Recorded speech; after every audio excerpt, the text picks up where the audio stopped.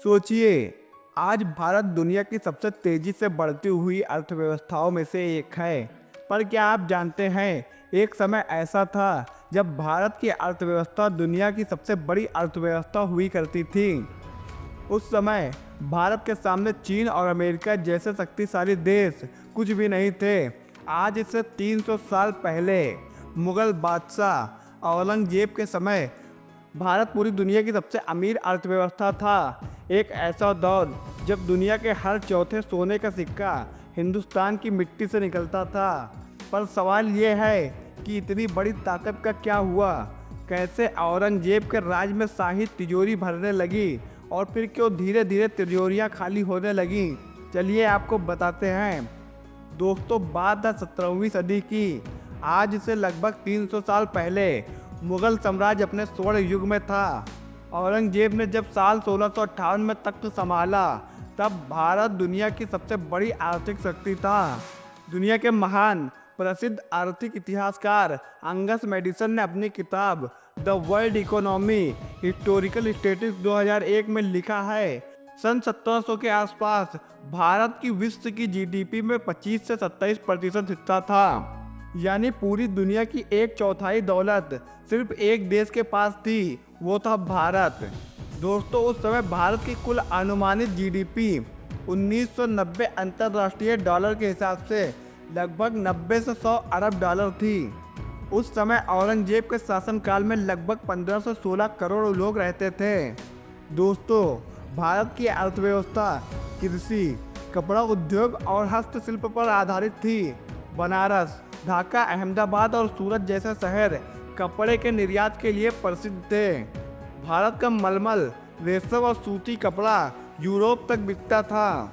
दोस्तों, औरंगजेब एक सख्त लेकिन अनुशासित शासक था। उसने प्रशासनिक व्यवस्था को और मजबूत करने के लिए ठोस कदम उठाए, जैसे कि राजस्व प्रणाली को सुधारने की कोशिश, कर वसूली के लिए सख्त अफसर नियुक्त किए, किसान और व्यापारी दोनों पर निगरानी रखी। पर धीरे धीरे उसकी नीतियाँ बोझ बनती गई। औरंगजेब ने अपने शासनकाल में कई युद्ध लड़े, जिनके कारण उनके शाही खजाने खाली होने लगे। औरंगजेब ने मराठों, बीजापुर और गोलकुंडा के खिलाफ 25 साल तक युद्ध लड़े। इन युद्धों में राजकोष का अधिकांश हिस्सा खर्च हो गया। प्रसिद्ध इतिहासकार इरफान हबीब ने अपनी किताब the agrarian system of Mughal India 1963 में लिखते हैं, औरंगजेब के युद्धों ने कृषि व्यवस्था और व्यापार दोनों को हिलाकर रख दिया। वहीं दूसरी तरफ धार्मिक कर और कठोर नीतियां ने साम्राज्य में असंतोष फैला दिया। औरंगजेब ने जजिया कर फिर से लागू किया, जो गैर मुसलमानों पर लगाया जाता था। इससे व्यापारिक वर्गों में असंतोष फैला। साथ ही उनके धार्मिक निर्णयों ने सामाजिक संतुलन को कमजोर किया। कई कारीगर और व्यापारी दक्षिण और पश्चिम की ओर पलायन करने लगे। भारत की जीडीपी और वैश्विक तुलना की बात करें तो सन 1700 में भारत का विश्व की कुल जीडीपी में 25 से 27% हिस्सा था। उस समय चीन लगभग 23% और यूरोप सिर्फ 22% विश्व की कुल जीडीपी का हिस्सा था।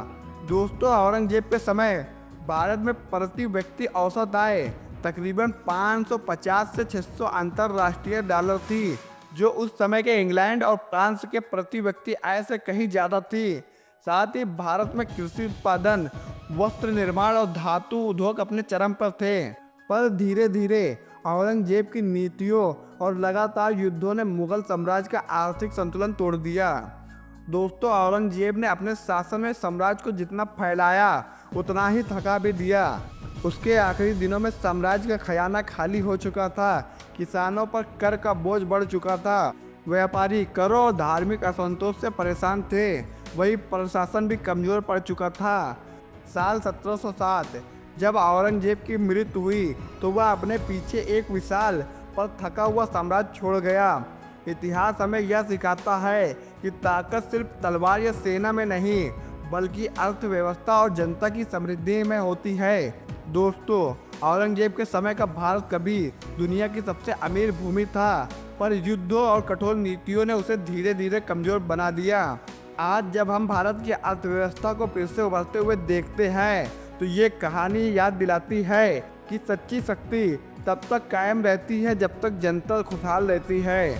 दोस्तों, आप क्या कहना चाहेंगे औरंगजेब बादशाह के बारे में? नीचे कमेंट बॉक्स में ज़रूर बताएं। अगर आपको हमारी वीडियो पसंद आई हो तो वीडियो को लाइक करें, ज़्यादा से ज़्यादा शेयर करें। धन्यवाद। जय हिंद।